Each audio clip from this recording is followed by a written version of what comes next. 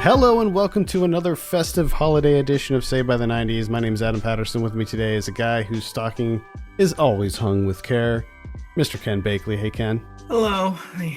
I was thinking just recently just with Christmas coming up, no one in my family in my life has done like the thing with a stocking for years and years. I feel like that only exists as a saying to me. We have my wife hung up decorative stockings. They're not like real. Like they're sort of real. Like they're kind of functional. You could use them, but like I look at them and I'm just like, those are not pleasant stockings. Like they're not. I don't feel a lot of love with them. They're more like just a decoration. They look good. Like they look festive, but they're not. Like I don't feel that warmth when I see them. Yeah, but of course, this year I'd give anything to go to be able to like visit extended family in person and see just the decorative stockings up. I know. Yeah. Listeners, this podcast might largely be us feeling bad because of Christmas. Yeah. But also, please, for the health and safety of yourself and your family and all strangers, please do not have a normal Christmas. Right. Have a Zoom holiday season. Have a Zoom Christmas. Yes. Have a Zoom holiday. This year we're continuing our tradition by discussing 4 more made-for-TV Christmas movies released throughout the decade. So pour another cup of eggnog because this is Saved by the 90s. Wouldn't it be great if you could get everybody's Christmas gift at the same place? Maybe you can. I'll let you in on a little secret. The Holiday Gift Center at Blockbuster. After all, everybody has a favorite movie. And who has more favorites than Blockbuster? Besides having more movies to rent, they also have more movies to give. Oh, plus they have all kinds of video games for the kids. So take care of everybody on your list. Make it a Blockbuster holiday.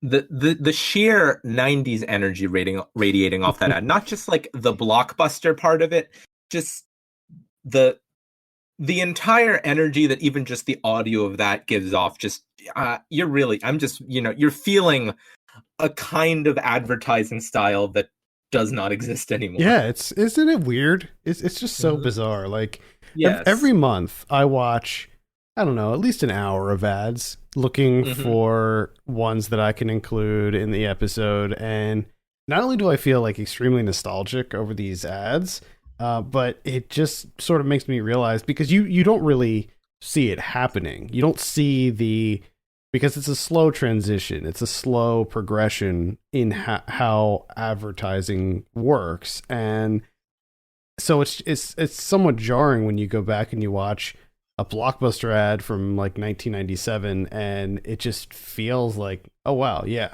like that's how they used to be. Mm-hmm. Yeah, it's interesting to think about. You almost wonder like what's changing about the ads. I don't know. It's hard to say. It feels like every ad is really trying to lay into like feeling post-ironic. Every ad campaign is like steeped in like a specific level of like, weird post-irony that they're trying to do it on a intentional corporate level that's obviously not going to work.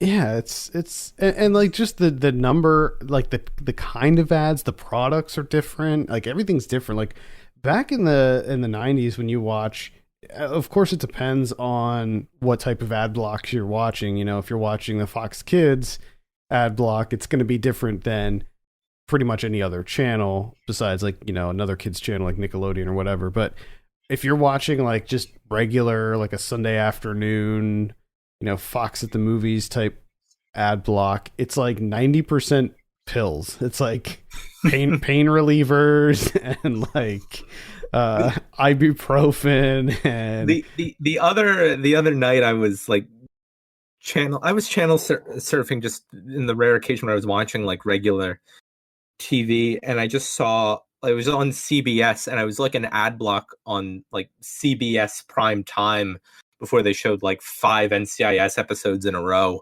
and it was all medication. It's like cars and medications. It's like the big thing. Anyway, I mean, then again, I'd give again, I'd give anything to see a regular ad block right now, as opposed to every ad having to start with the exact same wording of the phrase Right. in these unprecedented times. Yeah. Anyway, we begin the festivities with a sequel to It's a Wonderful Life, one of the most beloved Christmas classics ever released. Airing on The Family Channel on November 24th, 1990, this is Clarence. In 1946, an angel named Clarence helped George Bailey find a wonderful life. Now, 45 years later, he's at it again. You know, I wouldn't ordinarily say this, but that hat, it really doesn't do you justice. The Hollywood Reporter calls Clarence a perfect holiday tale. Variety says it has just the right mix of whimsy. Put a miracle into your Christmas season when Robert Carradine stars as Clarence, an encore presentation of a Family Channel world premiere movie, Tuesday night at 8, 7 Central. The protecting angel Clarence is again returning to Earth to help another human. Now, when we were researching titles, I just stumbled upon this one, and I didn't even know that this existed. A sequel to It's a Wonderful Life. That's a TV movie that focuses on Clarence the Angel. And I mean, it's like, what? What? I mean, it's perfect for a early 90s basic cable TV movie sequel to a classic movie because, of course, it came out 44 years after the original. And it stars Robert Carradine from Revenge of the Nerds, naturally, because, you know. Yeah. Mm-hmm. And I guess it would also be, of course, and I guess it would also be relatively cheap to just pitch as an idea, because might this have been, I don't quite understand the copyright issues that It's a Wonderful Life has had over the years, but might this have been a thing where it was like considered enough in the public domain that they didn't have to pay anybody royalties to write this? Yeah, I mean, well, there are several references. I was gonna say that it's like loose enough that they could probably skirt around it, but on one of the covers of the movie, it says the angel from It's a Wonderful Life is back. And then, you know, there's the whole like ringing a bell and an angel gets its wings. There's like that whole reference. And then of course they reference It's a Wonderful Life a couple times throughout. He's like, oh, I did this once before or whatever. And it's like, but if it was in the public domain, I don't think it would matter, would it? No, it wouldn't matter. Yeah, but I could not help but notice.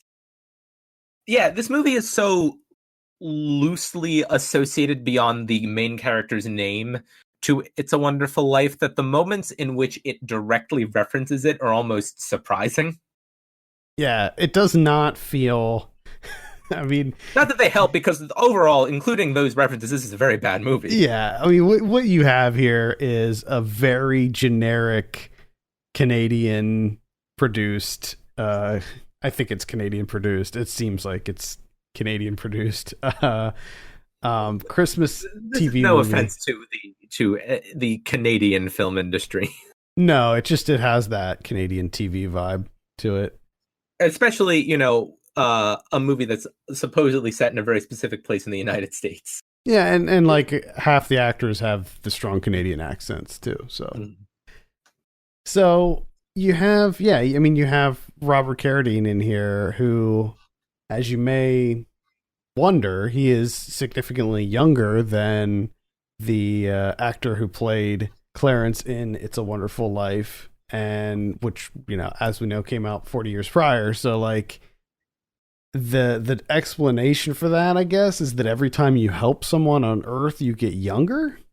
And that was how they explained that. Which I thought was funny because the one person, the other angel who's like his handler is, his name's Joseph, and he's like a little kid.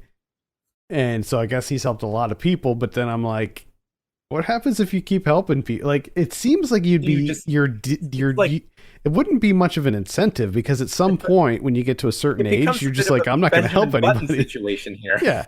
Like, I'm not going to help people anymore because I'm like a child. You can't do anything. Yeah. And the funny thing is, there's even a line where Robert Carradine mentions that he's like, I'll be a baby, blah, blah, blah.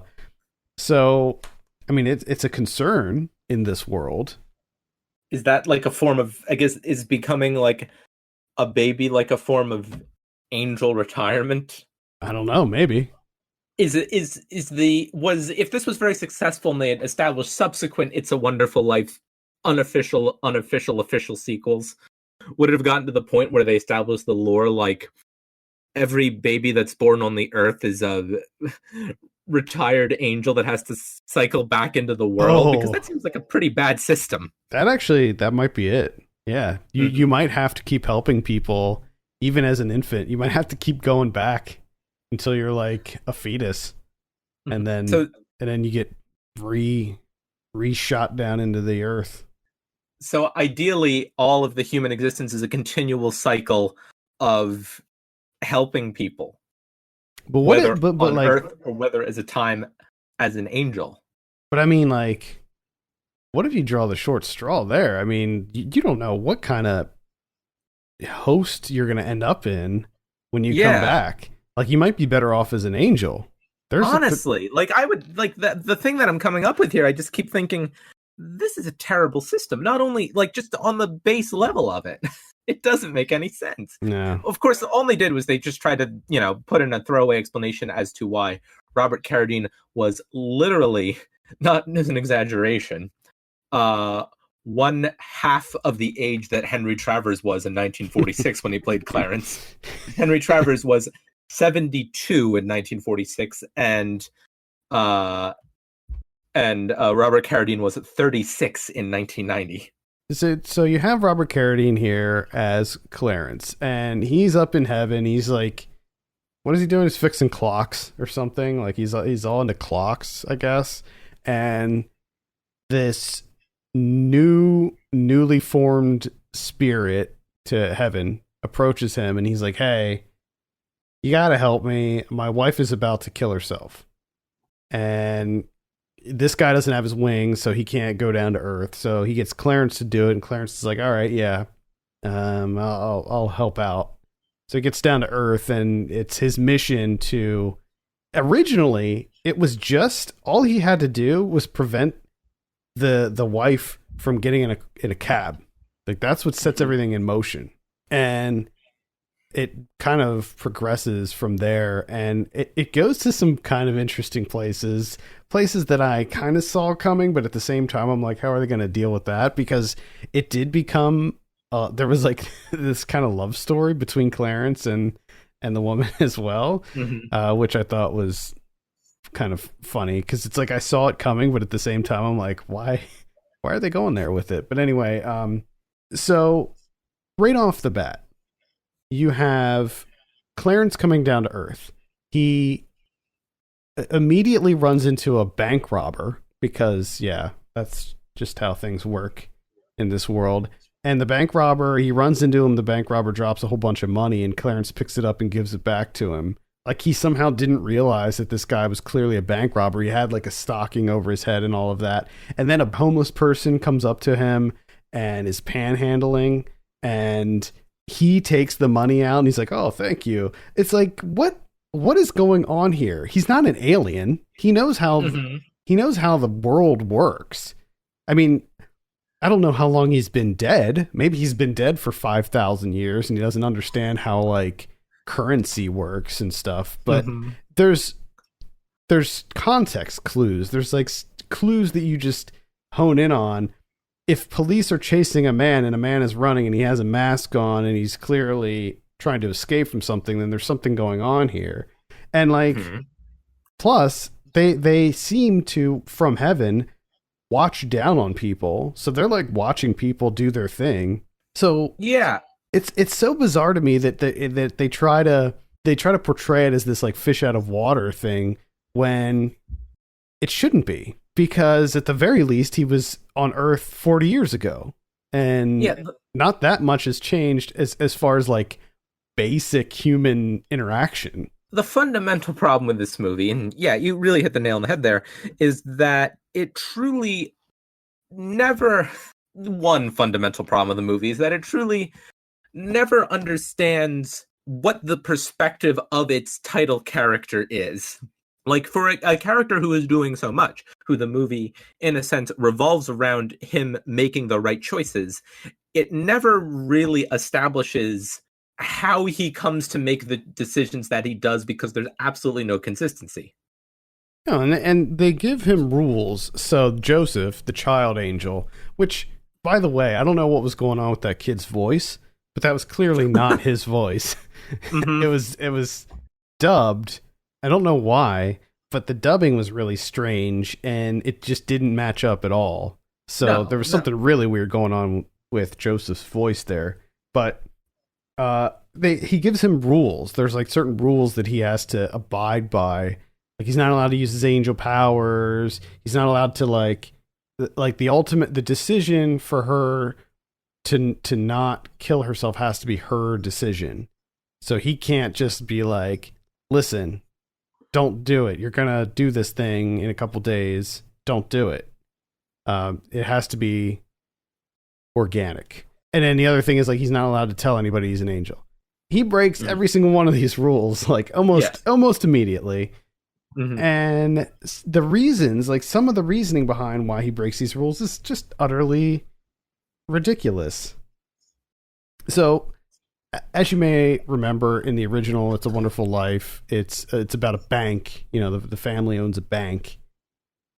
If I remember correctly. I haven't seen that movie in like years and years and years. Me neither. I'm not a fan of that movie at all. I never liked it. I never liked it. Mm-hmm.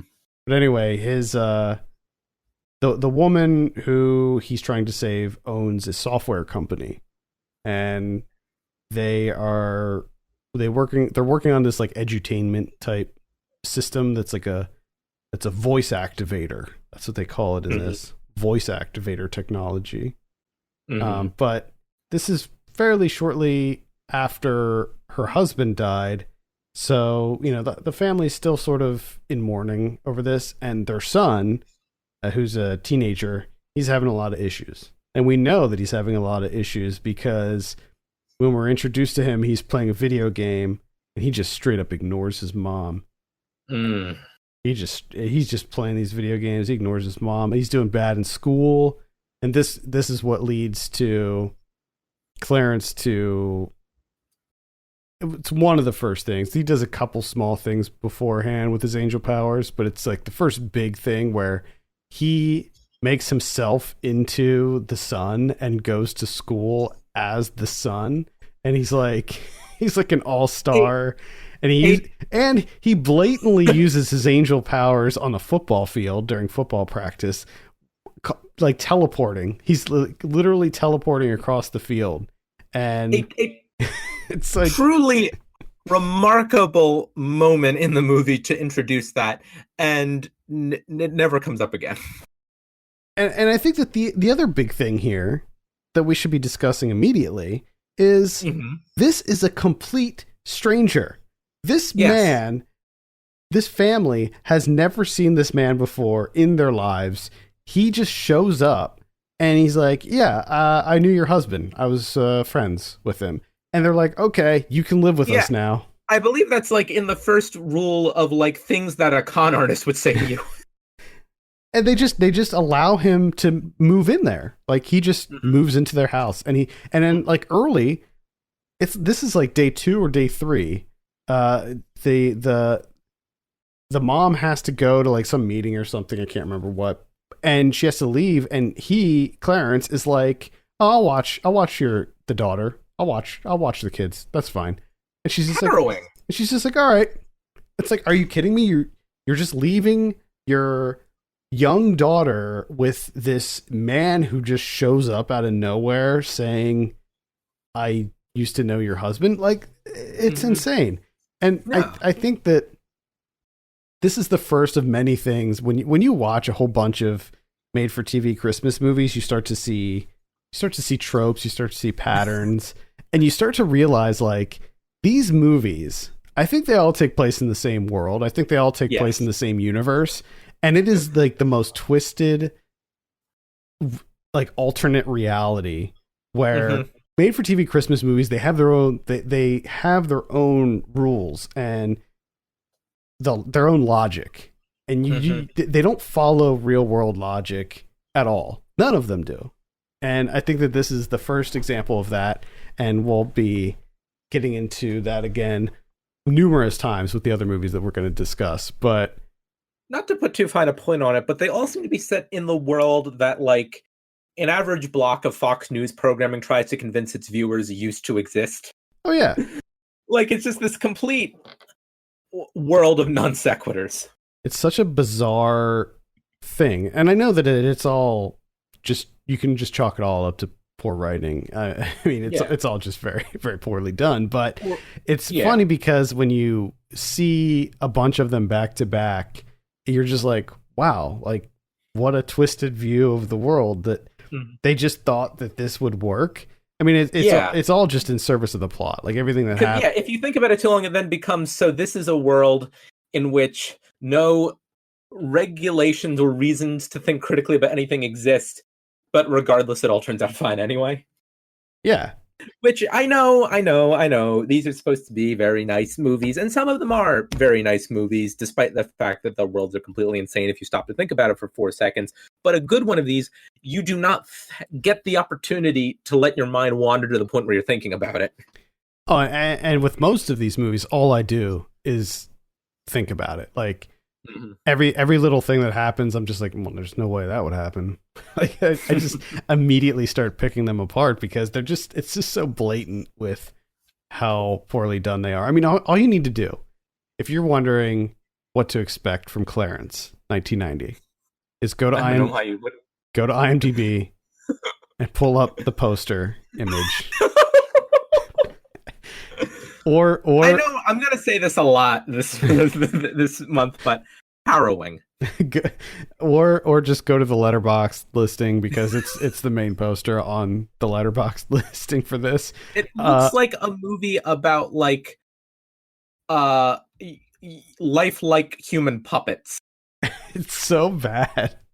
It is the most like Uncanny Valley puppets. It's the most incredible poster image. There's like a clock in the background or a watch of some kind, and a football player. It looks like an NFL player. It doesn't look like a high school football player here. There's this creepy little ghoul, this little goblin on the screen that says Dexter. Now that's the character, which is still more lifelike than any of the humans depicted on the poster. Yeah, you got the evil businessman. So the businessman that's featured in the poster, he is looking to buy the software company because they're working on similar technology for their video game, and they can't figure it out, and they know that the other company is on the verge of figuring out this voice activator stuff, which a lot of 90s tech in this, a lot of PC talk.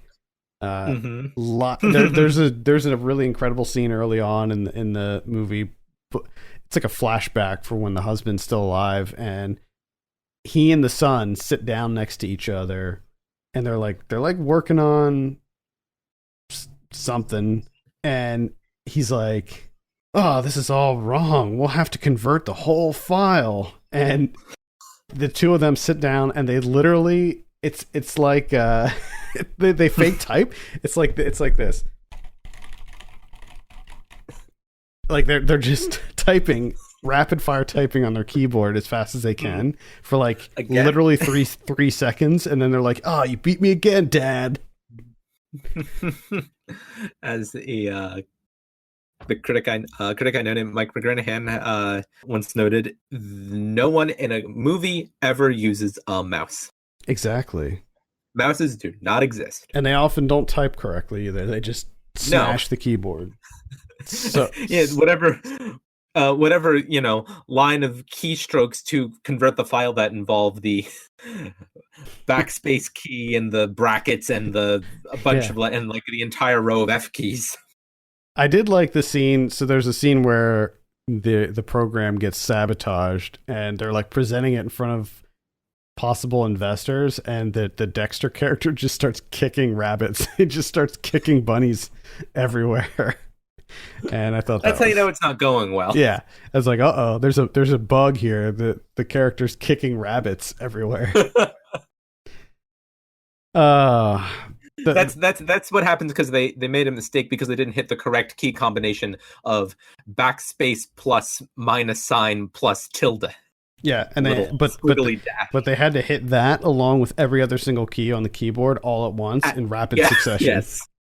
Yes. Otherwise, you get he kicks rabbits.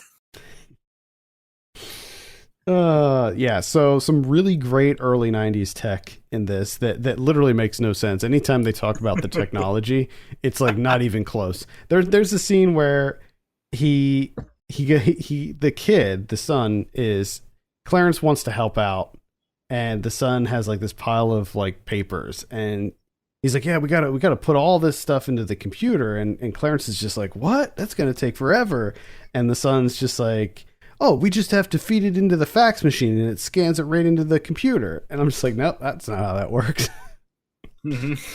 It's really bad, really really bad, but it's kind of so bad it's good. Like it's definitely within that realm. I think that there's a lot of these made for TV Christmas movies that are just bad, but they're also just kind of boring. And I enjoyed myself tremendously in this because it's just utterly ridiculous. And a fun piece of trivia, which I thought he looked familiar, but I didn't know exactly how. The actor who plays the very evil businessman who's trying to buy at the company is the same Canadian character actor who is best known for having his head explode in scanners. Oh, I thought he looked familiar. Yeah, that's who it is. There's a really great scene in this movie when he's eating a lobster at his desk. This giant lobster, and he's got the bib on, and I'm just like, that's how you know he's a bad guy right there, because he's eating that giant lobster at his desk. Also, they set up this whole thing where Clarence tells him that he's going to one day face the consequences for his terrible, evil actions in life, and that is the last we ever hear from the character. Yeah, which I thought was funny because when Clarence said that, which he was basically threatening the man. It's like a whole setup. It is a lengthy dialogue exchange. I was like, well, what did he do? So because he wasn't like this super nice guy, he's going to hell now? Like I mean, he didn't break any laws or anything. I mean, he does about taking incredible personal pleasure in firing people. Yeah, I mean, he's a douche, but come on. I mean, if we establish in the universe of Clarence that all business people go to hell, is that what we're establishing here? I kept getting this weird vibe about this movie. Like that the whole thing was just about the perils of video games and violent video games. Like that, I just kept getting that vibe because they do the setup where like the son is not interested in football or school. He just wants to sit in his room and play his violent video game. And then the whole shtick here is that what Kate Trotter's character Rachel wants to do is make this educational. She wants to make the software educational, and the other guy, Scanners, wants to make it like a violent war game. So I just kept thinking like this is all about the perils of video games. Yeah, I mean that makes a lot more sense than my reading, where it's like, what is this commentary about this fixation on business commentary? And then I was trying to wonder, is there a secret like revolutionary element to the script of Clarence here, and then I realized no, I think no, it just doesn't like video games. Yeah, I think he's evil because he works in video games. Yeah, I think that's what it is. Yeah. All right, that's Clarence. You can check that out on YouTube. In fact, all of the movies except for one that we'll be talking about, our next movie, you can watch on YouTube currently. This is also available in the US actually on Amazon Prime at the moment through FilmRise. And it also looks like it's on IMDb TV as well. Yes, that's what. Okay, yeah, I watched it on Prime, but it said through FilmRise, I think, or maybe it said through IMDb TV because it had ads in it, but it also had the FilmRise logo in front of it. I don't know what package of titles that came in. Well, I mean, Amazon does own IMDb, so there might be a connection there. I don't know the FilmRise connection. Yeah, but yeah, I mean, I think we did crack the code here, or you did rather, in saying that at the core of this movie, it's all about being anti-video games, and I was trying to hatch some theory about how this was written by like some particularly like zealous revolutionary particularly zealous revolutionary socialist lens that is also believes in like this Benjamin Button application of angel life. Oh, And no, I think it's just against video games. No, yeah, I think also convince me. one thing that we didn't even touch on is the fact that she was going to kill herself. Like the whole thing is that she was going to commit suicide, and the whole time I'm like, why? She's going to commit suicide because she has to sell her company. She has. Let's just say that this movie does not handle that issue particularly well. No, I mean there's no justification for it. Like I didn't believe for one second that this woman was in a position where she felt like she had no other option. I mean, she has 2 children, and I understand that like that's not always something that you are necessarily thinking about when you get to that point, but the way that it's handled in this movie is just so it's so nonchalant. Like, oh god, she's gonna kill herself in like 2 days, better fix it. To the point where this makes this movie even more substantially worse, because then that raises the implication that not the movie doesn't take it seriously either. It just seems to use its character's possible impending suicide as a cheap way to push the plot forward, which is wild and like so unspeakably irresponsible. And also, like, things are starting to go great for her, and then things start to backslide. She kisses Clarence, and there's this sort of romance, but then he pulls away because he can't. He's doing this favor for the lady's dead husband, so he's like, I can't be going there with that. And then that's like one of the catalysts for her to go back into her like suicidal state, and it's just like, what? Come on. Yeah. I saw a good phrase recently, for works that treat a character's suicide as like just for shock value, or just to introduce like as a plot twist. And people say, that suicide is not a plot device. I think we need to introduce a new rule for Clarence here and say it's not just a theme that you just drift throughout it just so you can add it as a point of convenience whenever you feel like nothing's happened in the story in a while. Yeah, and I guess, I mean, obviously that's a callback to It's a Wonderful Life too. I'm going to surprise everybody here and say this movie does not handle any of the same material that It's a Wonderful Life handled with any of the same ability that It's a Wonderful Life handled, even if you don't particularly like that first movie. Yeah, I agree. You have to at least acknowledge that it was better at existing as a story than Clarence is. Next up, we have a remake of a 1945 holiday film brought to the screen by none other than Arnold Schwarzenegger, making his first and only directing effort on a feature film, airing on TNT on April 13th, 1992. This is Christmas in Connecticut. I love romantic comedies, so I made one myself. Christmas in Connecticut. How America's hostess spends 3 days with America's hero. It's a romantic comedy with all the trimmings. Starring Diane Cannon, Chris Christopherson, and Tony Curtis. What in the world could possibly go wrong? Christmas in Connecticut, directed by Arnold Schwarzenegger. You have a problem with that? A TNT exclusive premiere, Monday, April 13th. I love everything about that. I love Arnold personally introducing the trailer like it's like Alfred Hitchcock in that teaser for Psycho. I love the final like just kick in the kick in the face that it's not like this is a Christmas movie airing on April 13th. Yeah, just a true just punch in the face at the end of that. And I love the you have a problem with that. Like that. Like, whoa, Arnold bringing the toot here to this very light romantic comedy. Elizabeth, the star of a successful cooking show, is set to do a live show on Christmas where she'll cook a Christmas dinner. What no one knows is that she can't cook cooking show. First part of the sentence. Cooking show. Live show. Christmas dinner. Cook. She can't cook. I don't know how you describe the plot better, but the wording in that, again, just completely just took me by surprise. I'll remind listeners that for every plot synopsis, I copy and paste them directly from IMDb, and I don't read them or correct them in any way.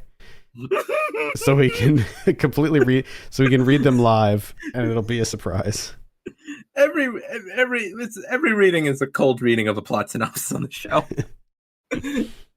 Elizabeth, the star of a successful cooking show, is set to do a live show on Christmas where she'll cook a Christmas dinner. But what no one knows is that she can't cook. Now, when we were preparing to do our made-for-TV movie show last year, a couple days before we were set to record, we had our 4 movies in place, and you came across this. I don't know, and you immediately sent the poster to me and said, can we fit a 5th movie in? And I felt like we couldn't. Maybe we could have, but so for the last 12 months of the show, it's all been leading up to this. To having having a show where we talk about this movie. Sometimes we have to think about okay, we've gotten a theme, we have to figure out 4 movies, we have to figure out how to connect them all together and fit them in with a month.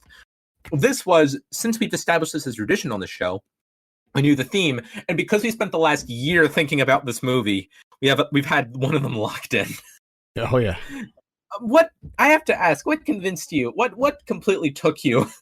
What about the movie? Is it that it was the only thing that Arnold Schwarzenegger has ever directed? Was it that really weird poster for it? Was it all of the above? It was all of the above.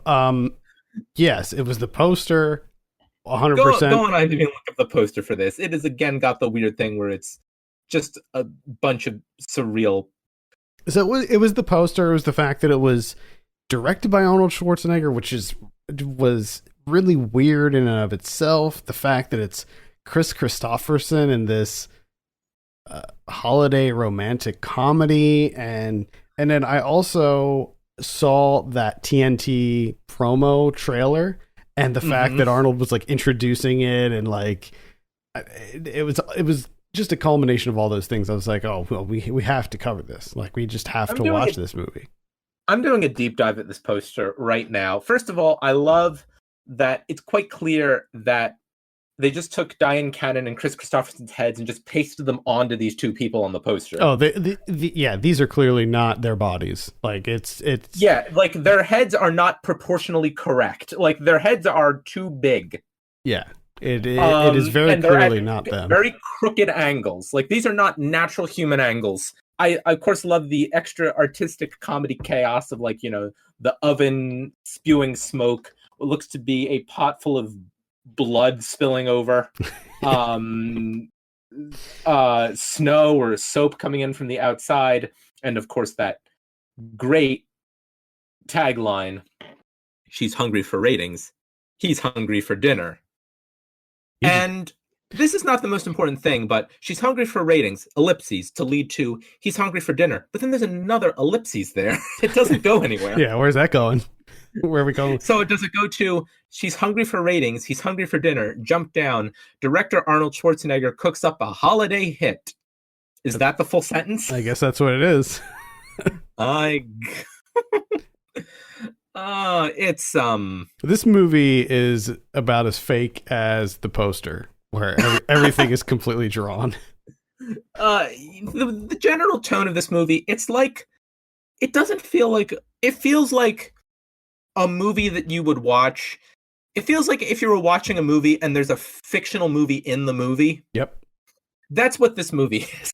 It's interesting though, because one of the whole, the main plot of this is that everything is fake, right? So she is not, she has this cooking show. She's this famous, Martha Stewart type, but she's actually a fraud. She doesn't really know how to cook or anything like that. And it's all her assistant that does the cooking. And in order to have this big holiday special, they bring Chris Christopherson on as a guest, and they want it to be like in her family home with her real family, but the truth is she's single. She lives in an apartment in New York City, so they have to use someone else's house in Connecticut and hire a family. Like her producer, played by Tony Curtis, plays the husband, and then they hire other people to be her family. And Chris Christopherson plays this mountain man who lives in Colorado, who saves the life of a young boy. But the way that it's edited, it is utterly shocking, because they show Chris Christopherson. The movie opens with Chris Christopherson working out, and he's like doing pull-ups, just like full on, like 3 minutes of Chris Christopherson doing pull-ups and working out. We're just watching his workout at the beginning of the movie.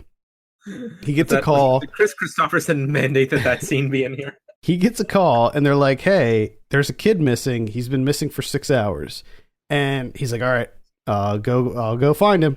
And he leaves. Then we cut away to Diane Cannon's character, and then we come back, and Chris Christopherson saves the kid. And then you find out that like they were both lost in the wilderness for like a week, and it doesn't make any sense at the time, because you're like, wait a minute, like it seems like he just went out and found the kid, but then it turns out that they've been out there for a week. But also when they cut back to him rescuing the kid, it seems like he just found him and they like immediately went to safety. It's just really bizarre. And then like they were talking about how the kid was dehydrated and stuff, but there's snow everywhere.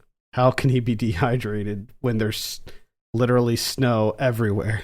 The amount of contrivances this movie comes up with, not only having to come up with this vast like explanation of what the Chris Christopherson character was doing to become a hero, what like that he is also insincere in the stated reason that he was a big fan of this cooking show. And just all of this, it is just, there's so many unnecessary contrivances, or at least I think there are, because I don't know if you did, but I watched the 1945 film last week. It's a good movie, and there's also significantly fewer contrivances. Barbara Stanwyck plays the main character.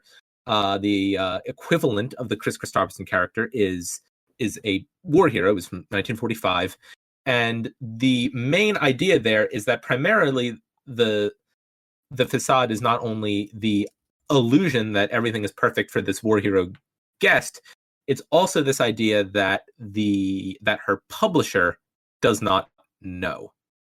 So like her editor, who is like really getting really concerned about all these other similar columns that are sprouting up in other magazines, and so the Barbara Stanwyck character has to elaborately try and keep up the ruse from all of these other people, and the only person who knows is her uncle, who is a chef, who is the actual person who was, creating all the recipes that made her popular as a columnist.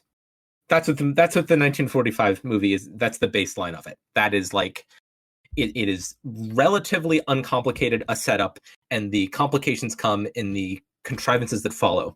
The problem with this movie is that it introduces all of its contrivances like in a giant wave at the first part, and then has to keep all the plates spinning from minute one.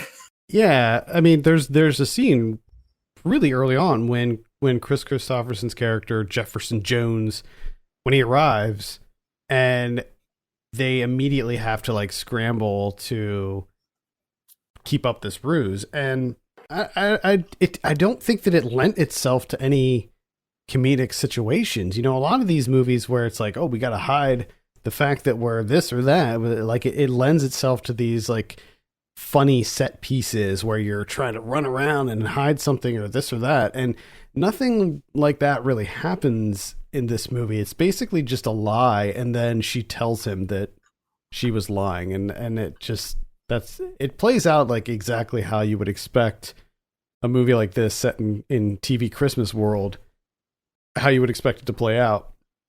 I mean, there's a ton of business in the 45 movie that is like people having to run around and try and hide things from other people and try and make sure that someone isn't seeing something and having to push someone into another room and just a bunch of stuff like that. It's just like, basic like comedy building blocks for that material that work fairly well. This movie, it just makes its own life so complicated for no reason. Yeah, I mean, at the end of the day, it's supposed to be this chaotic, kooky Christmas story, and you have like lots of craziness in the kitchen where she's like trying to get her, because her assistant is the actual cook in this version. And so she's like trying to get her assistant going, but oh no, her assistant is having issues with her boyfriend who is an actor who they hired to play the husband of the sister, I guess. I don't know how. And they hired a baby too, because as if they weren't complicating things enough, they decided that they wanted to get a baby in the mix. So they brought a baby into it. And then they hired Pugsley from the Addams Family movies to be their another son. So yeah, there's a lot going on, and none of it. I didn't find any of it to be funny or particularly even entertaining at all. Like, it was all just really bland, stupid jokes. Nothing about it was a lot of it was annoying. Between the baby crying a lot, Tony Curtis just hamming it up every chance he gets, being like the most on edge, like nonstop, going at 100%, like so aggressive in this movie. Like, acting with the impression that the script is giving him material. I mean, Tony Curtis is he's always on in this movie. Mm-hmm. He's just yelling nonstop. The dude just never, and it gets like really aggressive with Diane Cannon's character. Like the scene when he's trying to get her to go to bed, like take a hint, dude. He's like dragging her to bed, and it's just like, why are you being so creepy? He's just he's so creepy in this movie. His character. There are some unsavory elements to the character, and again, it all builds to nothing. Like, the only time when this movie gets genuinely chaotic on purpose is like the last 20 minutes with the actual show where everything goes wrong. I know I keep coming back to this, but the thing about that seems to make the 1945 version better, in contrast, is its simplicity, that everything comes organically in the story out of a situation. That sure, you have the spinning plates of like, you have this high profile situation, the editor who doesn't know, and she has to keep everything going with like her, friend to pretend to be her husband, or a neighbor, the neighbors, like a continuing sequence of like neighbors' babies that they have to pretend are their baby, and the uncle who is the chef. And yet I think one actually example that is pretty prescriptive here in illustrating the contrast is there is this one scene in the 1992 version where Diane Cannon has to like perform in front of the guests by flipping a pancake, and miraculously she gets it right. Oh my god! Yeah. Like she flips it perfectly. In the 1945 version, that's like a running joke where Barbara Stanwyck's character has to try to flip a pancake in front of, so she practicing to do in front of people, and it keeps failing. Like, this whole setup is like, one like just falls back down on the stove, one like flies behind her onto the ground, and it's like this just the simple idea that then becomes the source of a joke. Where in this one, it's an incredible amount of buildup for something that is essentially not a joke at all. Yeah, that's just kind of how this movie is. There's a lot of montages in here. There's like a snowball fight montage that lasts like 5 seconds. There's a tree cutting down montage where they're cutting down a tree. And I gotta say, like, right off the bat, like from the moment that Chris Christopherson enters this house, he is extremely inappropriate with this woman who he believes is married at this point. Mm-hmm. And like the whole movie, he's just like coming on to her pretty strong. Like from like the first day that he's there, he's out chopping wood, and she comes outside and they're talking, and she's talking about her perfume, and he gets a bunch of tree sap in his hand and he puts it on her face, like behind her ear, and he's like, cedar. And it's just like, all right, and that's where we're going with this. And then there's like a bunch of other like really weird interactions that they have with each other. Like, obviously we know that these two, there's like a love connection happening between these two, but it's like the movie seems to forget that she's supposed to be married. Now, he does bring it up at one point. They're like, they steal a sleigh, by the way. They steal a sleigh and they're going for a sleigh ride, and he mentions that she's married because she's about to like come clean, and then they end up getting arrested because they stole a sleigh. But somehow they only get off with like a $200 fine for that. They get back. It's like right before they have to go on air, and they get back right in time for her to go on air. And also the scene when they're getting the tree, they're like decorating the tree, and she has to go and she puts a bow up on the tree, and he's very clearly grabbing her butt the whole time. His hands are just fondling her butt. And it's just like, dude, quit being inappropriate, Chris Christopherson. Yeah, the character is not at all written in a sympathetic way, and I'm not entirely certain if the movie realizes that. And also it just looks bad. Like the whole movie looks crappy. It looks like like a Christmas variety show. Like that's sort of the look of it. Like I know that the whole point of it was supposed to be like a fake family, a fake house, like that everything about it was supposed to be fake, but within the context of the movie, it was supposed to take place in Connecticut. It was supposed to take place during Christmas time and all of this. And every time they go outside, you're just like, this is a stage. Like, this is so clearly a soundstage. All of the snow was like the fakest looking fake snow I've ever seen in my life. There's multiple scenes where you can see the fake snow getting in people's mouths, and it's just like not melting. It's just like sticking in their mouth. And you're just like, come on. Equivalent of like a department store Christmas display where the snow is just like, shredded up plastic shopping bags. Yeah, that's what it looks like. And then like the tree that they get when they're decorating it, they do like close-ups of them decorating this tree, and it just looks so fake, and everything looks so like the production quality of everything is just so poorly done. You're just like, oh, come on. Maybe it's a meta commentary on how everything is fake. Well, that's what I was kind of getting at. Like, it's all a facade. Everything is a facade. The movie itself is fake, and within that we have this fake TV show and this fake family. Brilliant. I don't think that's it. So really, it's very smart.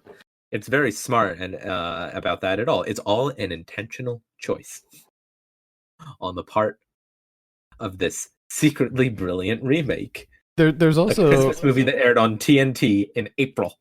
Yeah, which is really weird. What a weird time to that is so premiere. Like, wait, why wouldn't you wait? Because it was like, now I have to wonder, like, to what degree did Arnold have directorial control over this movie? Because he was like, this would have been coming like right after T2. I mean, he was like, it was a pretty great time to be him. So he wants to direct this. Okay, fine. And yet it doesn't feel like it feels like a movie that's like been like weirdly hacked up. Well, you just have to wonder, like, what brought him to this project? Why did he want to direct this? Why did the star of T2 want to direct an extremely loose remake of Christmas in Connecticut? It's so weird. Why? And why would they have not even pretend that they're trying to market it by throwing it on like a Saturday or Sunday or something in April? Yeah, it's really really weird. And this is only the second thing that he ever directed, and he never directed anything again after this. The only other thing he directed was an episode of Tales from the Crypt. That was the only thing he ever directed besides this. At first I was trying to figure out, is it possible this was shot a couple of years earlier? But at any time for a while he would have been extremely famous, and presumably have the clout to, if you wanted to move in, make something that felt like it had more of a signature than this. It's because it's so strange. It's not like a movie that has a failed attempt at something else. It is a movie that feels like any attempt being anything has somehow been like surgically removed from it. Yeah, it's really bizarre. It's just like any level of intention has been for this movie has been removed at like a microscopic level. It's really bad. Yeah, it's not good. It's bad. It's weird, but not in an interesting way. Yeah, I would say if you're like choosing between Clarence or this, I would go with Clarence, because at least honestly, I'd go with this. I think because Clarence is bad, but I laughed a lot at Clarence and I really enjoyed myself. I actually fell asleep towards the end of this one. I had to rewind it on the old Fandango Now, and oh yes, this movie is on Fandango Now. I think it's the only place it exists right now. At least the only place you can see this movie is on Fandango Now. And when I find that out, I sent you a joke, something like, I'm going to sign up for a Fandango Now account, and then in a year I'll wonder, and then in a year I'll have to like get an email from Fandango Now and wonder why on earth I ever signed up for Fandango Now before remembering Christmas in Connecticut. Yeah, remembering what this movie is. But when I tried to sign up, it told me I already had an account. And so I had to like go around and try and figure out what was going on. And then I realized whatever Fandango Now used to be, I guess was like I think it received all of the movies from like, remember those, they used to have a bunch of those services where when you got a Blu-ray, you could enter in the code on a website and it would give you a digital copy. Apparently one of them got swallowed into Fandango Now. So I already had an account, and it was because all of my old digital copies from when I used to, enter the codes in were there. Yeah, I can't recommend this. The reason that I say that it might be better to watch than Clarence is because I'm thinking, at this time of year, while we're trying to figure out, how to have pandemic safe ways to conduct Christmas, this would be like a perfectly innocuous thing to have on as background noise while you're like baking cookies or wrapping presents or something. And if you put on Clarence in the background, I don't think you'd be able to do that. You would just be staring at the screen gobsmacked, and you'd lose the whole evening to it. Yeah, that is true. That is true. Mm-hmm. But I mean, you can't. I mean, we're going to go back. I know we're going back to Clarence now, but like, you can't. The very first scene of that movie, the setting, the lighting, it's set in heaven. The lighting of that scene, the production choices from the very beginning, the first frame of Clarence is the most surreal thing that I think I've ever seen. Well, I didn't know that it was on IMDb TV or Amazon, so I watched the YouTube one, and it was 240p, and I watched a 240p version of a movie. It was a VHS rip of a movie on my 75-inch 4K TV. So I literally could not see anything in that movie. I didn't even know that was Robert Carradine until, I don't know, like 30 minutes in. And then I was like, oh, it's Robert Carradine from Revenge of the Nerds. So what was it like? I was like, I wonder why they cast just a bunch of pixels in this movie. Yeah, it was just, everything was just blobs. That's incredible. But yeah, I mean, if you really want to feel like the bad feelings of like the surreal bad feelings of so much of 2020, then watch Clarence. But if you want something on in the background, much like a fictional movie within a movie that you could have on while doing more pleasant things with your Christmas, or while you're wrapping your presents or whatever, this would be fine. There's so many other things to have on. I mean, that entire pastime is why Hallmark Christmas movies were invented, but still. Yeah, I mean, I would rather put on like the Yule Log channel than either of them. But like, as far as Christmas movies go, as far as like the theme, like capturing the essence of Christmas, I think that Christmas in Connecticut does a better job. I mean, Clarence doesn't even really feel like a Christmas movie, honestly. It just feels like a movie that takes place does it even take place during the winter time? I don't even think it's during the winter time. Does Clarence even take place at Christmas? I was actually thinking about that. Now that I'm like reevaluating everything. No. Now I'm remembering Clarence because I forgot to mention that while we were talking about it. But the thing about Clarence is that I was about to say, like, there's so little of it that feels like it's happening at Christmas. At one point, I literally just thought this movie could take place in, like, it maybe took place on the April 13th, the Christmas in Connecticut aired. Well, because there's there's like the football scenes. Yeah, there is one scene that indicates Christmas. It's like a scene where it's like at a conference or something, and there's like Christmas decorations in the background of the building, and there's like Christmas, music over the sound system. And when I saw that, the one and only hint of Christmas in Clarence, I lost my mind. It's a Radio Shack Merry Christmas. Those battery-powered toys made great presents for less than $10 each. Like the wheelie bug with a stick control to go left and right, forward and back. The high rider that climbs hills, even turns in reverse. The fire helmet with flashing light and siren. And this wireless microphone. Time to go to bed, kids. My personal favorite. Battery-powered toys from $3.99 to $9.95. Only at Radio Shack. Our third made-for-TV masterpiece this year features Mimi Rogers as a happy-go-lucky perfume seller who gets more than she bargained for when her Christmas list starts coming true. Perfume sales lady Melody Paris feels like her life is in neutral. Her stick-in-the-mud boyfriend won't commit, and she gets passed over for a promotion at the store where she works. She decides to make a Christmas list. After it's deposited in Santa's mailbox at the store, she starts getting everything she wanted, but it doesn't always turn out as she expected. You mentioned to me when you were putting the script together that some of these synopses were very long, and so I saw that giant block of text and I was ready for like a horror show. It's a little bit over detailed, but it's really not that bad. No, that one pretty much sums it up. It is very long, but it is basically competent. Like, it is not the complete horror show of the 2.5 line disaster of the Christmas in Connecticut one. Yeah. Where Christmas and cooking are every word. So the Christmas list starring Mimi Rogers. The synopsis pretty much covers it. So she's got the nose, as they say in the movie, where she's able to ask customers some basic questions and then pick out the perfect fragrance for them. And she's just like a generally nice person. She's I think in the movie she considers herself, and they say she's a pushover, but she makes this Christmas list and it turns out that everything comes true. And then she makes another one. That's one thing that they don't say is like she has multiple lists.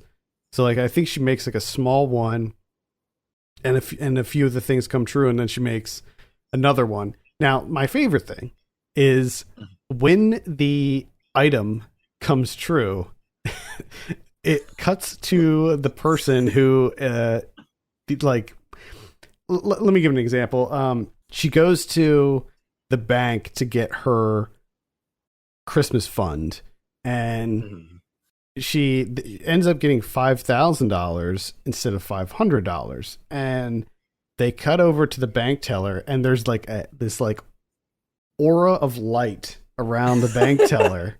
And they're often wearing like a Santa hat, and then you hear like the jingle jingle. And that is to indicate that one of the items on her Christmas list has come true. Now, as you might expect with any movie that involves like wishes or whatever, things don't turn out the way she wanted, and she ends up realizing that she didn't need these things to come true for her to achieve happiness. But here's the thing.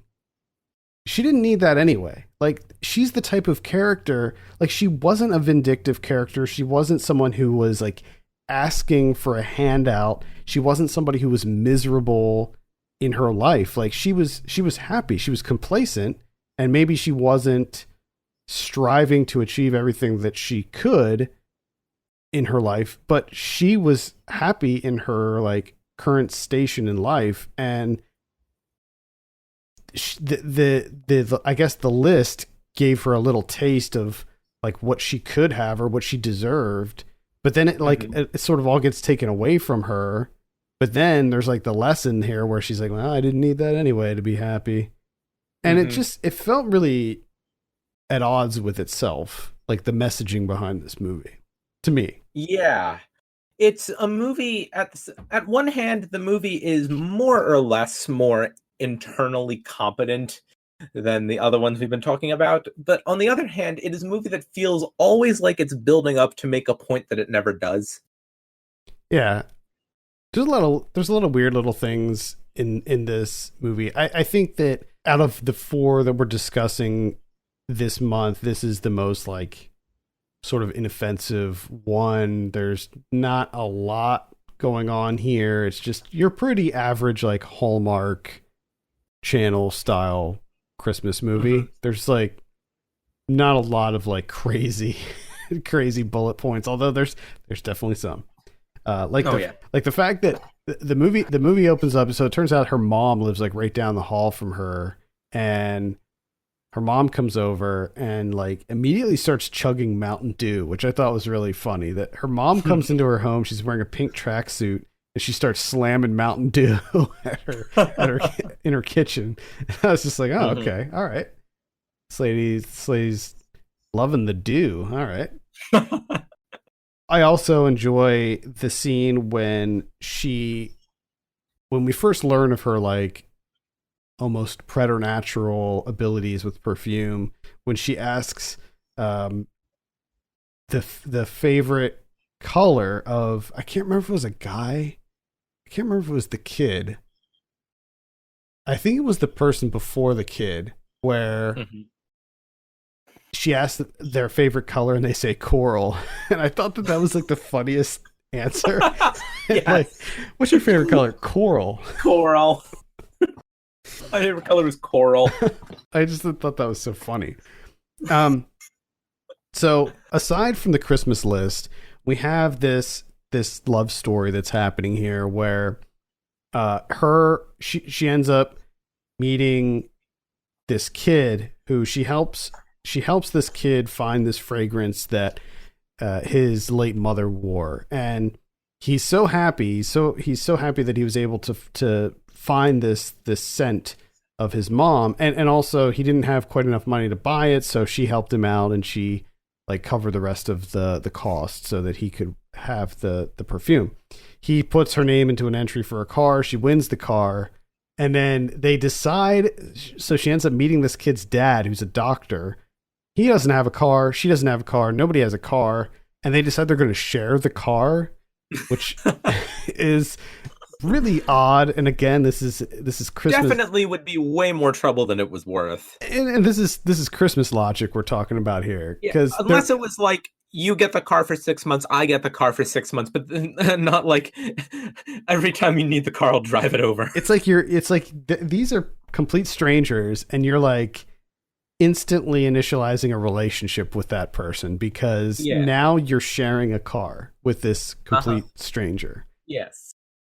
But I guess, that's something they decide on. And then of course we see this connection between the two of them, which I think is hilarious, that this guy who's like a successful doctor doesn't own a car, and neither does she, but like they both really need the car at specific times throughout the movie. And it's like, what did you do before this?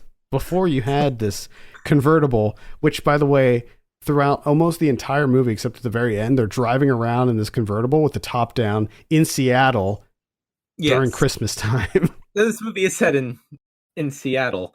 Doesn't Seattle have a public transportation system? Yeah, so that whole thing was bizarre Christmas logic. If they really needed to get somewhere and they really could never have a car, it makes it sound like before they had the car, they had to walk everywhere or something. Completely ridiculous. Yeah.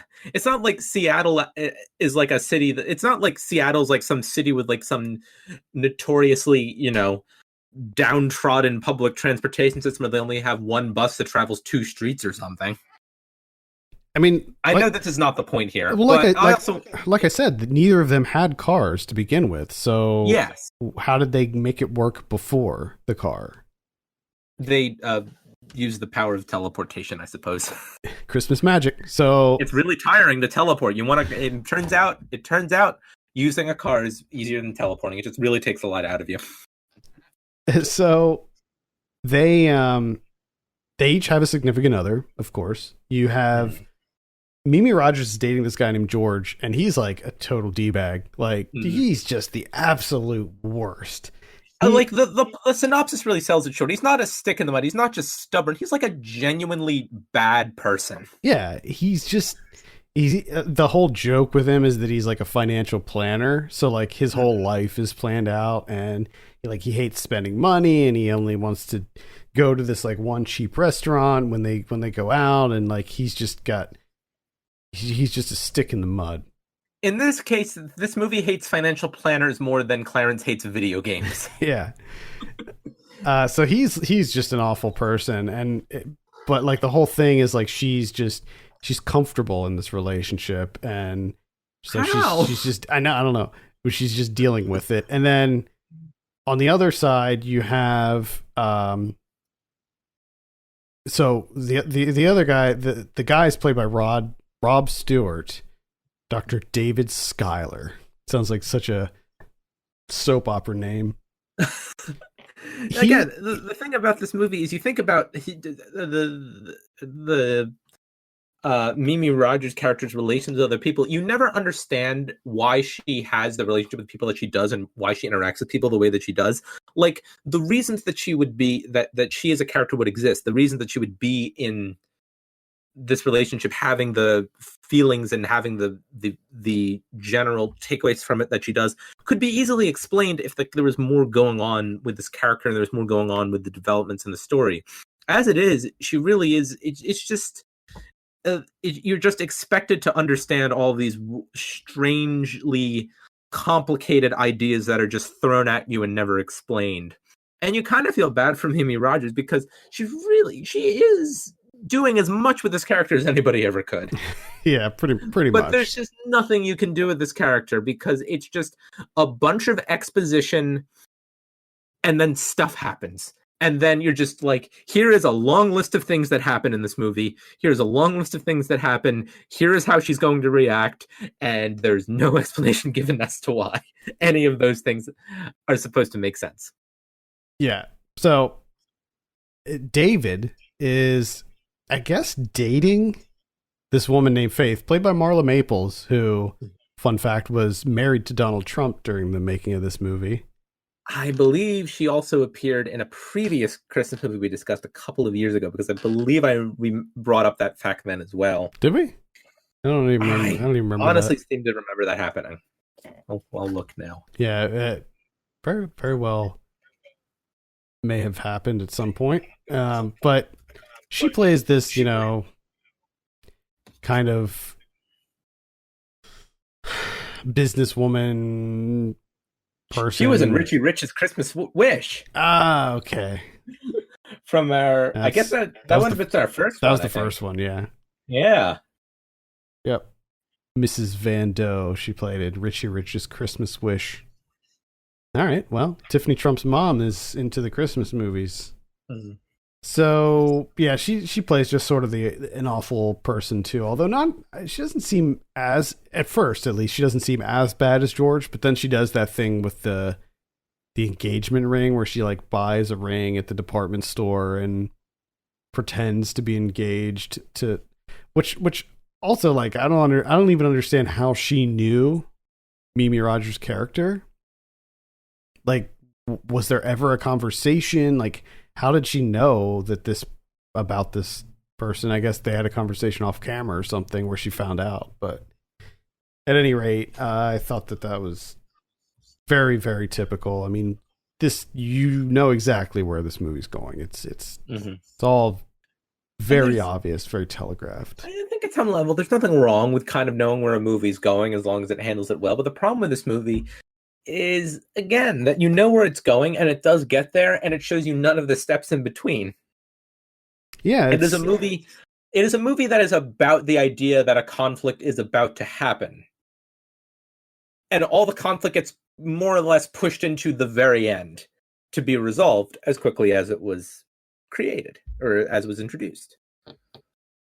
Yeah, it was all just whatever. Nothing of It's note, not really. it's not a terrible movie. It's just a very uninspired interpretation of this material. Yeah, I agree. I don't have a whole lot to say about it. It was just one of these movies that kind of washed over me, and I was just like, all right. Like, I didn't find any of it. I mean, it wasn't a good movie, but as far as like these bad TV Christmas movies go, it was just like, it was another one. Like, there was just nothing really notable about it. One thing I did note, though, it got me thinking about a lot of things, were the amount of trench coats in this movie. Everyone was wearing a trench coat, and then I was thinking, like, man, people wore trench coats a lot back then. And then it got me thinking, like, where does one buy a trench coat? Like, do they still, like, are trench coats still a viable solution for fashion? Like, is that still a thing? My dad owns a trench coat. I think he's, in my entire living memory, I think he's maybe worn it like 2 or 3 times, and it's the only time I've ever seen one in person. I mean, like, just, like a beige trench coat for when it's a little bit rainy. I want to start wearing a trench coat. I want trench coats to come back. to look like you're in a noir or something. Yeah, like apparently like a 40s detective. Or apparently 1997's The Christmas List. Well, that's like the thing. Like, I was thinking about it, and anytime in one of these 90s Christmas movies there's a shopping scene that takes place at a department store, there's always people in trench coats doing last minute Christmas shopping at department stores. and that's what it is. Yeah. Got to bring trench coats back. Mm-hmm. That's really all I have to say about The Christmas List. It's pretty average. The version that's on YouTube is not great quality, but it's not horrendous like Clarence either. So it's not your YouTube link to Clarence. Yeah. The one that's on YouTube was taken from ABC Family, I think. If I remember correctly, there's like a little ABC Family watermark in there. I kind of wish with these YouTube ones, I kind of wish that they would leave the commercials in, Oh yeah. I would like that. Help with the immersion. Mm-hmm. Our final film this month originally aired on CBBC in the UK on December 24th, 1999, and was filmed at Harrods, one of the largest and most famous department stores in Europe. Directed by Jane Prowse, this is the greatest store in the world. Geraldine and her 2 daughters, Livy and Angeline, are living rough on the streets on London. they're like hovering above it, I guess. They're not in it, they are on it, they're of it. When their van blows up, they must find an alternative place to stay. At first, they live in temporary housing, but the conditions are unbearable. Geraldine reacts quickly, and the family decides to take up residence in Scotley's, the best department store in London. They must keep it a secret from doorman Brian, whom the girls call Mr. Whiskers, and a couple of bumbling thieves who want to rob the store safe of its jewels. This is a 75-minute movie. That might have been the entire plot, aside from the last 20 minutes. Actually, it is not the entire plot because it forgets the most important thing that happens in this movie. Extended S Club 7 related content. I mean, we'll get to that. Yeah, we can start there if you'd like, or we can build up to it. There. S Club 7, there is a scene in this movie where when they're first in the department store, there is an extended dance number to the classic to a song by the classic band S Club 7 to S Club 7's classic song Bring It All Back. And then, as if that was not enough, the membership of the band S Club 7 makes a cameo in a later scene for more or less no reason, has nothing to do with anything. A true classic cameo appearance. Yeah, this is the best part about the S Club 7 cameo. It makes no sense whatsoever. They make it out like the owner of the store really wanted to get S Club 7 in there. And at first, I'm like, oh, it's like he got S Club 7 to perform at their holiday party. But then when they show the scene with S Club 7, it's literally the owner and like that woman who's like the second in command and some guards, and that's it. Like no other employees at all. And then in the next scene, there's the actual employee holiday party. So what was that with S Club 7? Like he just wanted them to come over and hang out with them, and they agreed to do it because the scene, they're like taking pictures. So I don't know if it was like a promotion maybe or something, but like the music was playing. So the S Club 7 music was playing, but they weren't singing. They were just like dancing on this like pedestal with the owner and then taking photos. And then they were just like hanging out in the store for a little bit. It was really bizarre. The whole scene felt like they had this whole movie written and were even like almost done shooting it when someone made the decision to do some kind of cross promotion with S Club 7. And they just added that in. Absolutely. I would also then argue that it's almost guaranteed that the S Club 7 dance number is one of the very last things that was shot. Oh, I'm sure. I'm sure. It carries no weight. Like there's no point in that scene existing. It has the general energy of something that was shot 10 days before the movie aired. Yeah, it's really bizarre. But that, along with several other insane things, made this movie the highlight of the bunch for me, just because this one is the most out of control out of all of them, I think. In a quiet way, yes. Like you think it's Clarence, but this movie's like broad, nice competency, and it is a movie that is made perfectly fine. But yeah, it definitely does carry the energy of many other previous movies we've discussed, in which its good intentions and professional qualities still cannot hide the fact that it's again set on an alien planet. Yeah, this is fully Christmas world here. So first of all, okay, you have this very poor family, mom, 2 daughters. Their van blows up in the beginning of in the movie.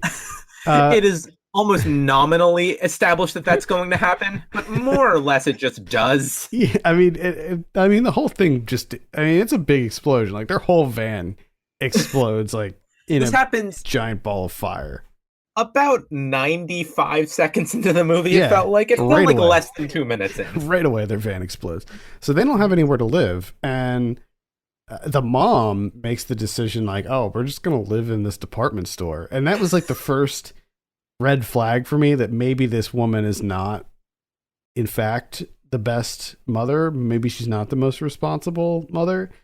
I mean, I suddenly got incredible flashbacks of the department store scenes. The only thing I remember from one of last year's great discussions, A Mom for Christmas. Oh, yeah. Yeah, big time. I'm sorry to go back to Clarence for a second, but I went back and I was listening back to some of our episode last year, and A Mom for Christmas aired on the network that it aired on, I can't remember, I think NBC, on December 17th, 1990, which was only a few weeks after Clarence aired on television. Can you imagine watching Clarence and then A Mom for Christmas within like a 3-week time span? Oh my God. Anyway, sorry, back to the greatest store in the world. I would say like my brain would melt, but then again, I watch like 4 of these movies back to back to back to back every year. So yeah, no, I was about to say, if anything, we came pretty close to simulating that experience for this podcast.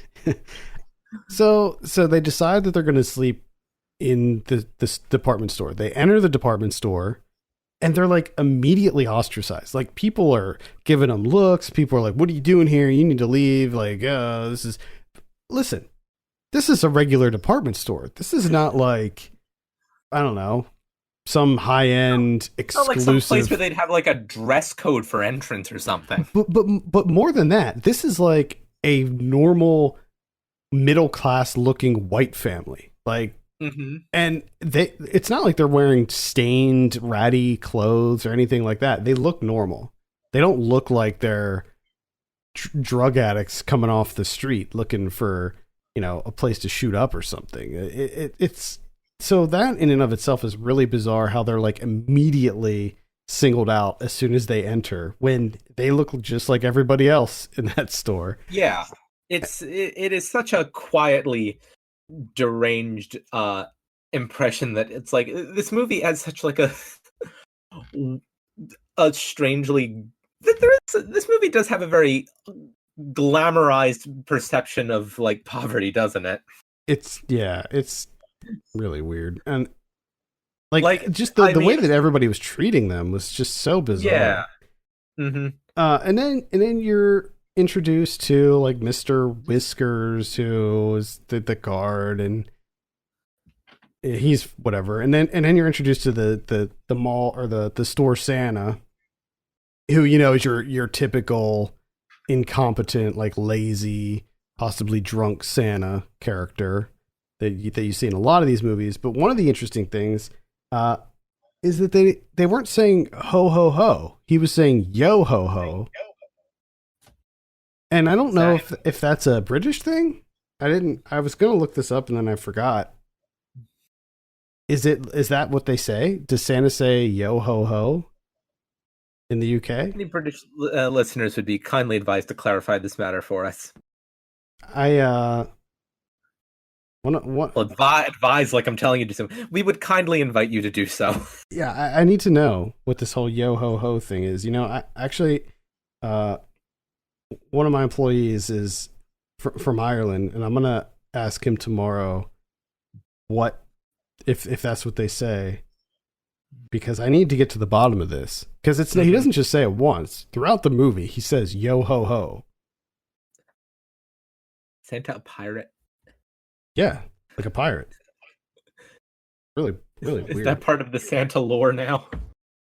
So you have the Santa saying yo ho ho. You have the cast of characters that look like regular old middle class white people getting ostracized and belittled in a regular department store.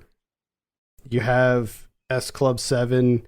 There's a mad cow disease joke in there because, of course, there is. It's 1999. Why wouldn't there be a mad cow disease joke in there? It's like, oh yeah.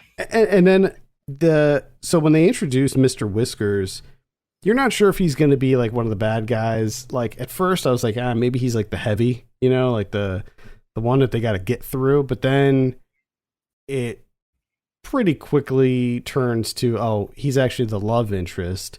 And the way that they reveal that is there's like a whistle battle between the mom and him, where they see, like, I guess who can whistle the loudest. It's ridiculous.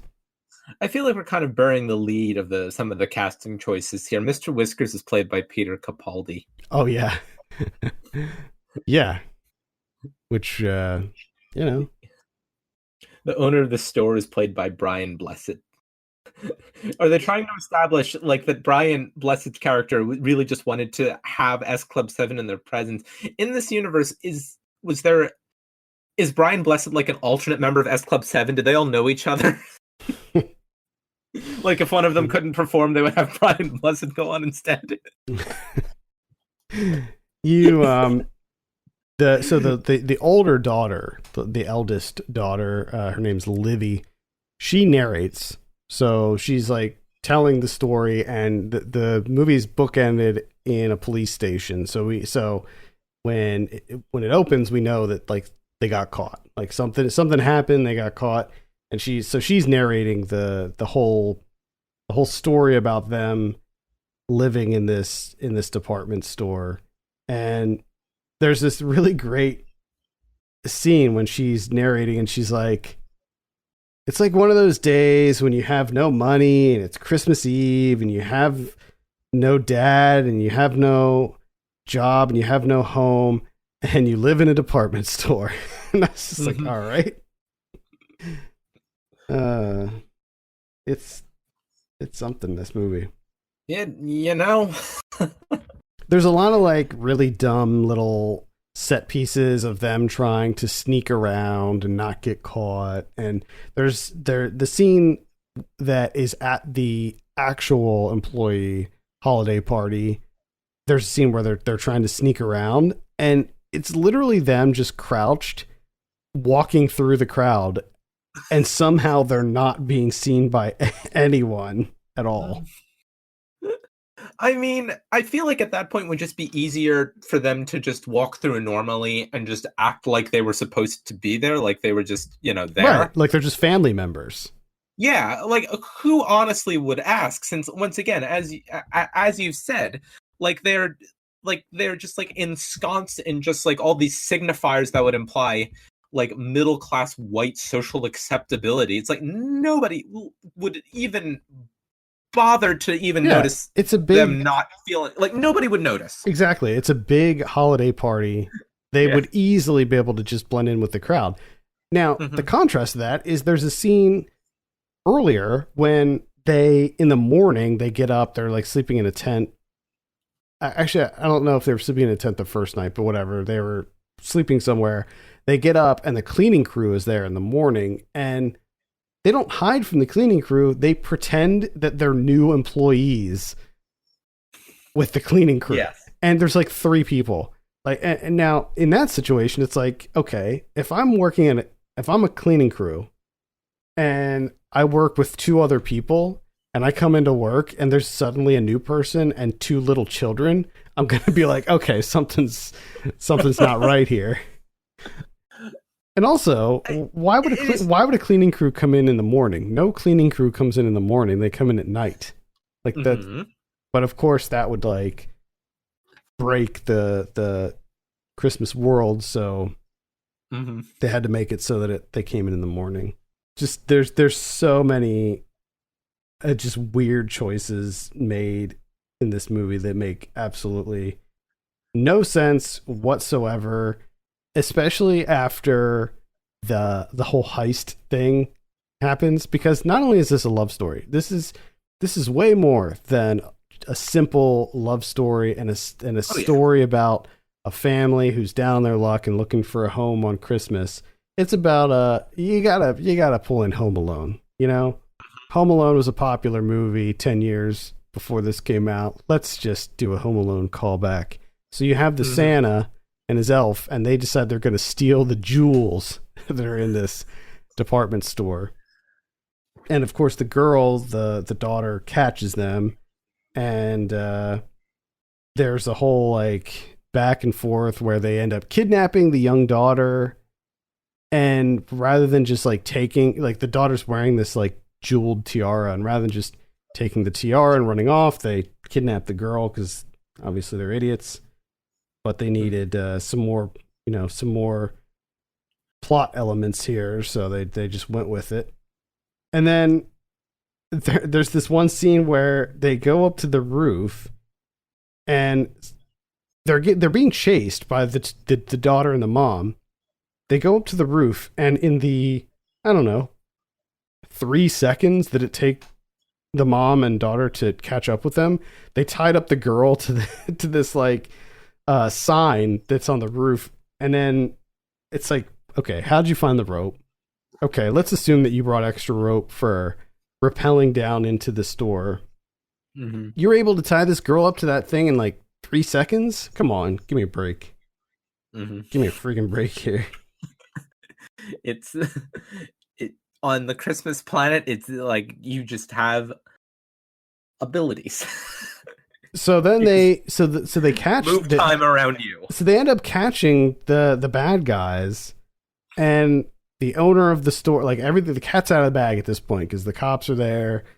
The owner finds out, and he invites them over for Christmas dinner, and everything's works out happily ever after. And the girl just goes at the end of the movie. They're eating dinner at this guy's house, and the girl goes, "Remember, hold on to your dreams, and they will come true." And I'm thinking to myself, your dreams did not come true, because the guy invited you over for dinner.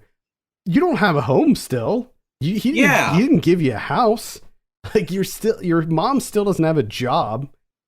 And again, this movie having a completely, I hate to use such harsh language towards a very nice, what's supposed to be a very nice movie for relatively little kids. But the movie has just a super romanticized view of poverty that really gets in the way of it ever feeling like truly nice. Yeah, I mean the mom. I mean, I think the mom was just so irresponsible throughout the whole movie. Like they did, as it said in the very long synopsis, they did have a home at one point. They had this like public housing thing, but because it was like loud and kind of crummy, she's just like, no, we're not staying here. Well, no, we'll break into a department store instead and live there. I mean, I don't know. She just doesn't seem like a very good role model, but she also doesn't seem like she really knows. She just can't handle the burden of being a mother, because there's like several scenes where she's like, she tells him she'll meet him, and then she gets held up, and then they at one point they get trapped in the store, and she's outside, and it's just this is one thing after another with this lady. These characters are like what Ebenezer Scrooge seemed to think that like everybody under him on the social ladder conducted their lives like. Yeah. And then of course at the end we had to top it off with Santa Claus, the real Santa Claus making an appearance. You gotta have the real Santa Claus. I would actually, no joke, be disappointed if a movie like this doesn't end with the real Santa Claus. That's like a contractual obligation. I need that. For me, if nothing else. It makes me feel good. I did not love this movie. I didn't hate this movie. It was mostly just harmless. But I think I would have liked it a lot less if it really just didn't throw that button on it at the end. Yeah, I think this movie is just absolutely ridiculous in every way. It's fun to talk about. I had a really good time with it. It's, to be clear, it's a terrible, terrible movie. Like there's just it's when you break it down on any level, when you pick it apart on any level, you're just like, oof, like everything just falls apart. Like, I mean, when I say it's competently made, I mean you can see what's happening. Lights are nice. The production design is nice because it was presumably shot in a real department store. When I was looking up information about this movie earlier, I came across also a strange thing, a mystery that I want to share with you. If anyone goes on the BBC's website, one actually very nice thing is if you're looking up information about a particular thing, especially something that aired on the BBC, is that the BBC is very meticulously detailed on its website of showing you when a program might have aired on any of its networks. So I'm looking at the last, and it lists the dates and times of their broadcast. I'm now on the page of The Greatest Store in the World on the BBC's program database. It lists 2 broadcasts from it. December 2007 on CBBC. December 23rd, 2008 on CBBC. And that's the most recent one. But 2007 and 2008 makes me wonder, at some point that just isn't appearing in this database, was this airing every year and then suddenly it stopped? Like it stopped in 2008. Was there like some secret rule somewhere that's like children will connect to a Christmas movie that's more than 10 years old? Once 2009, it's gone forever. I don't know why, but I'm looking at I saw this. Yeah, I'm looking at the listing now. And I'm latched onto this strange mystery here. The Greatest Store in the World. You couldn't come up with a better...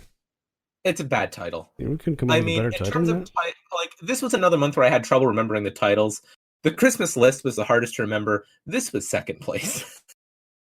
Yeah, I kept typing in The Greatest Store Ever for some reason. I don't know why. I kept typing that in as I was researching. I kept thinking it was the biggest store in the world or the best store in the world. I could not get we just could not between us get all the words in order. It is based on a novel. It's adapted from a novel by Alex Shearer.